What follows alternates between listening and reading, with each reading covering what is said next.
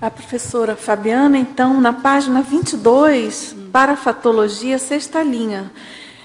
Você poderia explicar a existência na técnica da auriculoterapia do ponto espiritual chamado Shenmen?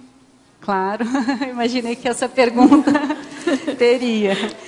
É bem interessante, porque o professor Valdo, há alguns anos, falava que existia um ponto de auriculoterapia que propiciava a projeção lúcida.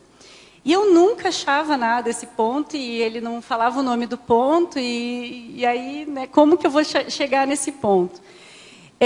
Aí eu fazendo uma formação com uma professora chinesa, que foi aqui, que deu nome à técnica, e eu estou fazendo essa formação até no momento, ela se referiu a 3 tipos de pontos que a auriculoterapia tem. Seria o ponto Shen, que é o ponto espiritual ou ponto espírito, que é representado, então, por esse ponto que eu falei, Shen-Men. O ponto essência, que é representado pelo testículo no homem e pelos ovários na mulher. E o ponto Ti, que é o ponto energia, que seria o ponto sanjial, que é um ponto específico que se chama triplo aquecedor. Então, quando então ela relacionou, imediatamente eu fiz essa correlação com o que o professor Valdo falava. E também tem uma revista, se a pessoa que perguntou também tiver interesse, tem na Holoteca uma revista que se reporta esse ponto também com finalidades de espirituais ou de melhorar a condição do espírito. Muitas vezes é mais para conter uma agitação, e o ponto ele faz isso, ele é um ponto que acalma a mente e relaxa, ele tem essa função. E essa questão de propiciar a projeção lúcida, eu falo a mesma coisa que eu falei anteriormente para a Michele.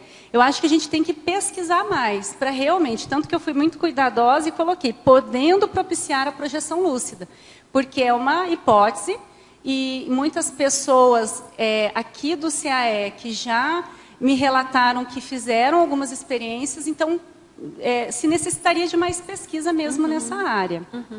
Certamente. Posso mostrar o ponto.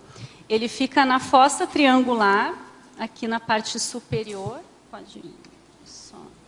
Deixa eu... Tá ótimo. Ele fica aqui. Essa aqui é a fossa triangular. Não sei se vocês conseguem enxergar. Fica bem na parte superior da orelha. O ponto, ele vai ficar mais ou menos nesse terço inferior desse triângulo. Nós temos esse triângulo formado. Ele não é bem embaixo, mas ele é nesse canto externo e superior, e mais na região, no terço mais para baixo do que nesse terço mais para cima. Meio difícil de explicar, mas eu acho que deu para entender. Deu sim. Ficou claro. E o outro, vamos lá, o efeito dos processos emocionais no ansiosismo e audição parcial. Isso é bem interessante porque... quanto mais ansiosa é a pessoa, menos ela escuta o que o outro fala. E eu não estou nem falando do processo de taquipsiquismo, que às vezes você fala alguma coisa e a pessoa já captou o que você está falando e já entendeu o que você quer comunicar. Eu estou falando daquele processo puro mesmo de ansiedade ou de sintomas ansiosos, em que a pessoa não consegue ouvir o outro. Ou porque ela leva tudo para o lado pessoal dela, ou porque ela não escuta mesmo, ou porque ela está pensando em outra coisa. Então, isso interfere nessa questão de audição parcial. Por isso que eu fiz essa relação.